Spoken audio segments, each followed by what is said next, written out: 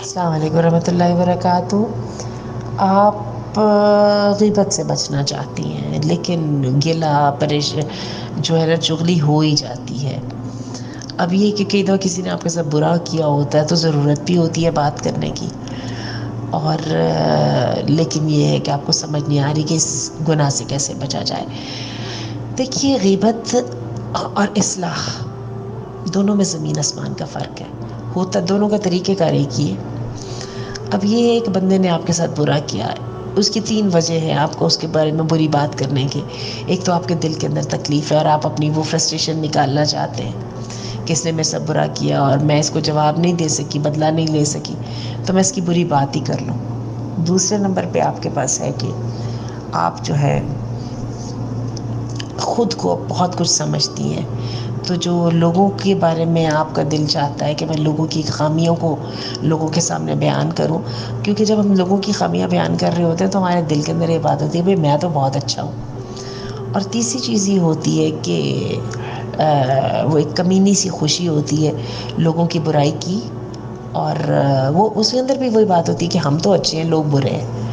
اور جو ہے نا ایک طرف ہو گیا، اگر اسی جگہ پہ کہا جائے کہ آپ نے ان کے اندر یہ برائی پائی ہے تو آپ کوشش کریں ان سے جا کے بات کریں، اصلاح کرنے کی کوشش کریں۔ اس کے لیے کسی کے پاس ٹائم نہیں ہوتا، نہ ہی کوئی بندہ برا بننا چاہتا ہے، تو یہ کتنی نیگیٹو بات ہے۔ چلیے یہ بات تو ہو گئی۔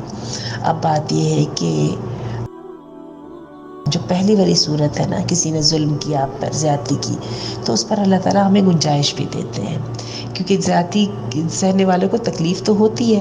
یہی وجہ اللہ تعالیٰ نے کہا کہ اللہ کو بری بات، اونچی آواز اچھی نہیں لگتی انلیس کہ وہ ایسے بندے کی طرف سے ہو جس پر ظلم ہوا ہو۔ ظاہر ہے جس بیچارے پہ ظلم ہوا وہ تو چیخے چلائے گا ہی نا، روئے دھوئے گا بھی، لوگوں سے جا کے فریاد بھی کرے گا، تو اس کی تو گنجائش نکل جاتی ہے۔ لیکن ریممبر، ہر چیز کو کسی نہ کسی ہدف کے ساتھ کریں۔ آپ اس کے خلاف مدد لینا چاہتے ہیں تو ضرور کسی سے جا کے بات کریں۔ آپ اس کے خلاف جو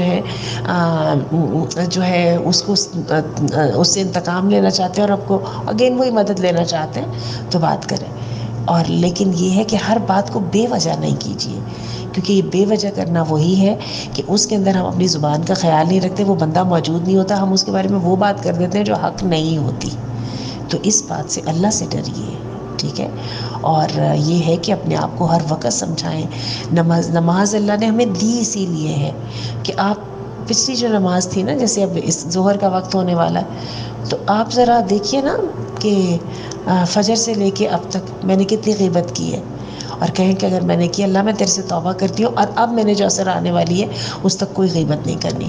دیکھیے یہ تو ایک سٹرگل ہے نا، اور یہ سٹرگل اللہ کو بڑی پیاری ہے۔ ایمان گھٹتا بڑھتا رہتا ہے، بندہ کوشش کرتا رہتا ہے، بندے سے نیکی آسان ہو جاتی ہے، بندہ چھوڑ دیتا ہے، پرواہ نہیں کرتا، تو انسان جو ہے نا وہ برائیوں میں دوبارہ مبتلا ہو جاتا ہے کہ میں نے بڑی کوشش سے چھوڑی تھی لیکن دوبارہ ہونے لگ گئی ہے۔ تو اللہ تعالیٰ آپ کے لیے آسانی فرمائے۔ السلام علیکم۔